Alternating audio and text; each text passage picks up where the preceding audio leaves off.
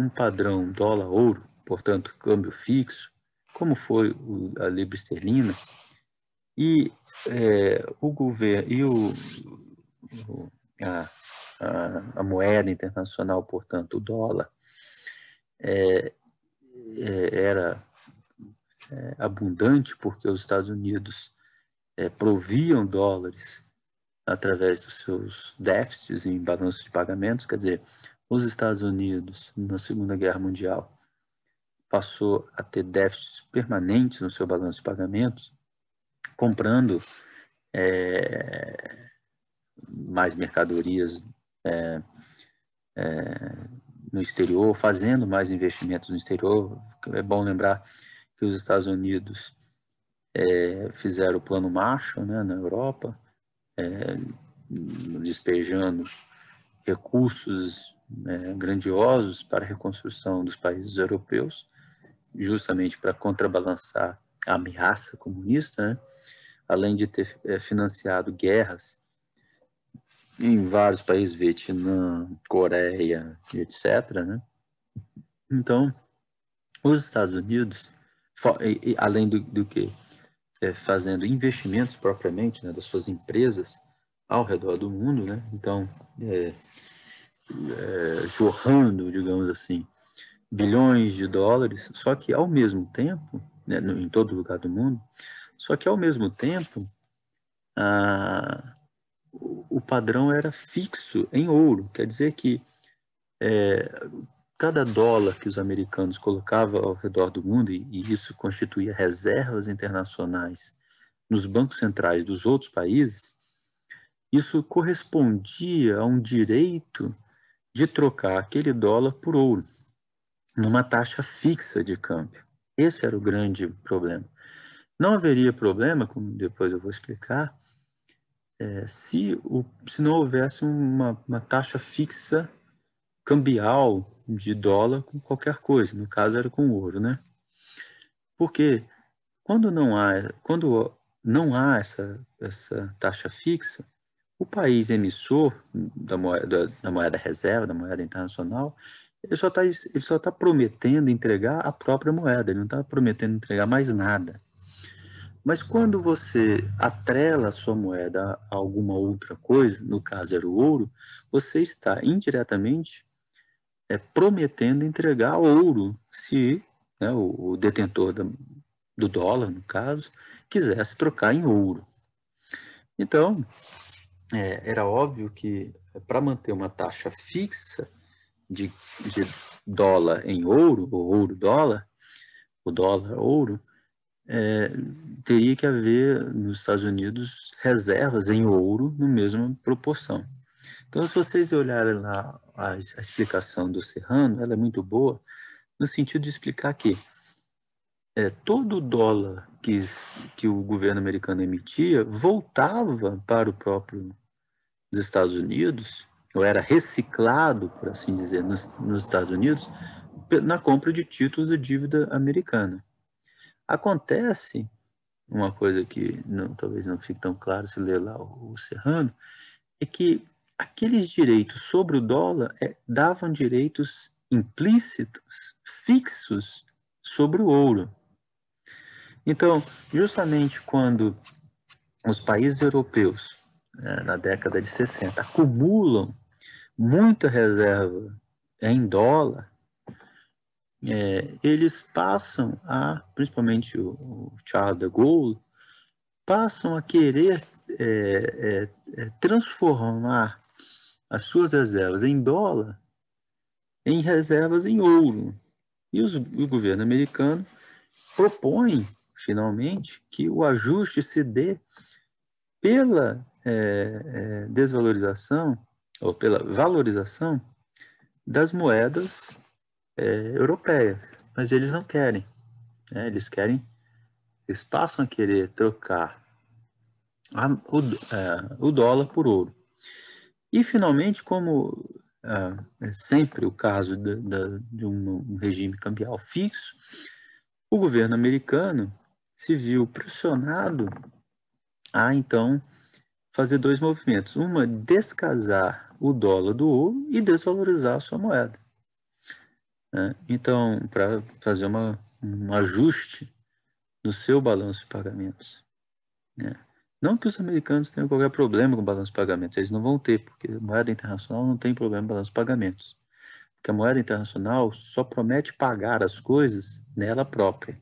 Então, os Estados Unidos, como é emissor de dólar, ele só promete pagar qualquer coisa, mercadorias, ativos, títulos de dívida, em sua própria moeda.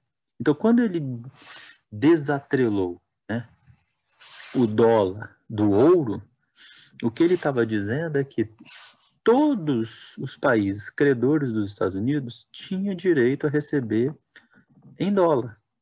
Então, se o Charles de Gaulle tinha lá 30 trilhões em títulos de dívida do governo americano, ele não poderia mais requerer o pagamento em ouro. Ele só poderia requerer o pagamento em dólares mesmo. Então, era relativamente fácil para o governo americano ajustar o sistema monetário. Foi relativamente fácil o governo americano ajustar o sistema de pagamentos de Bretton Woods ao que o Frank Serrano chama de dólar flexível, mas é o câmbio flexível, né? Não é dólar flexível, é o câmbio flexível. Agora, todos os países tinham câmbios flexíveis. A partir de 71, 73, todo mundo tem câmbio flexível. Quer dizer, não existe taxa fixa em ouro em nenhum lugar. Qualquer um país pode ajustar a sua taxa de câmbio de acordo com as suas necessidades, né? De recursos de política econômica, né? Então, se o câmbio está muito valorizado, eles podem eventualmente desvalorizar. O câmbio não é mais fixo. Então, o acordo de Bretton Woods, ele representou, né, vamos dizer assim, um sistema organizado ao redor da hegemonia, né, da economia americana.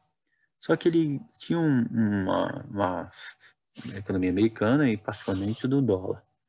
Mas ele tinha vamos dizer assim, uma fraqueza, né, uma fragilidade intrínseca que foi a adoção de um padrão dólar-ouro. Né? Do ponto de vista dos americanos, isso significava um câmbio fixo numa situação em que todo o sistema de pagamento internacional usava o dólar para, né, sua existência. Então, como usava o dólar, a própria atividade econômica internacional, comércio, etc., fluxos de capitais, dependiam e a recuperação propriamente da economia do pós-guerra, dependiam dos Estados Unidos funcionarem como um país sorvedor, né, ou provedor, melhor dizendo, provedor da demanda efetiva para todos os países do mundo. Quer dizer, os Estados Unidos precisavam, foi um país que saiu ileso da guerra, né? Eles precisavam ser compradores do mundo, de forma que a produção dos países europeus, de todo lugar do mundo, tivesse um escoamento adequado. Então, isso colocava uma incompatibilidade intrínseca entre o padrão de câmbio fixo e as necessidades internacionais, né, de que o balanço de pagamentos dos Estados Unidos fossem deficitários, cronicamente deficitários, cronicamente no sentido recorrentemente deficitários. E foram. Mas só que quando chega no fim da década de 60 e início de 70, os países europeus, que eram superavitários em relação aos Estados Unidos, queriam que os Estados Unidos fizessem um ajuste unilateral no seu déficit, o que era impossível. Eles não compreendiam a sistemática, né, do modelo em que os déficits americanos que suportavam o superávit dos países europeus. E aí o sistema de Bretton Woods teve que ser completamente desfeito. E passarmos a um novo modelo em que o câmbio, em vez de fixo, em vez de vinculado a uma mercadoria, ouro, passou a ser flexível. Então, câmbio flexível, a gente já viu partes disso, ensejou uma série de instabilidades de preços, né, no mercado internacional, tanto entre as próprias moedas, né, as moedas flutuaram umas em relação às outras, ao mesmo tempo que preços de matérias-primas, especialmente o petróleo, também flutuavam fortemente, até que culmina nas duas crises do petróleo, né, que na verdade são elevações do preço do petróleo, matérias-primas fundamentais, num modelo de câmbio flexível. Esse modelo de câmbio flexível, ao contrário do que se esperava, alguns mal entendiam a coisa, né, sobre Bretton Woods, sobre o sistema monetário internacional, sobre moeda propriamente, deu ainda mais flexibilidade para a política americana. Porque agora, os Estados Unidos, que detêm a moeda internacional, né, eles não precisam fazer nenhum tipo de ajuste no seu balanço de pagamentos.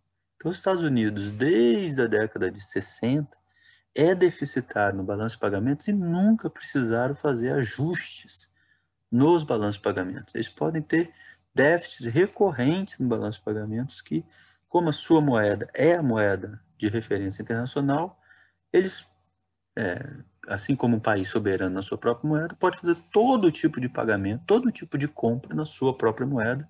E como não tem mais um modelo de câmbio fixo, isso não causa nenhum constrangimento, né? Nenhuma restrição, nenhuma fragilidade na sua política doméstica. Então, hoje nós vivemos sob a égide, então, de um câmbio flexível, ainda dominado, né, um sistema monetário internacional dominado pelo padrão dólar.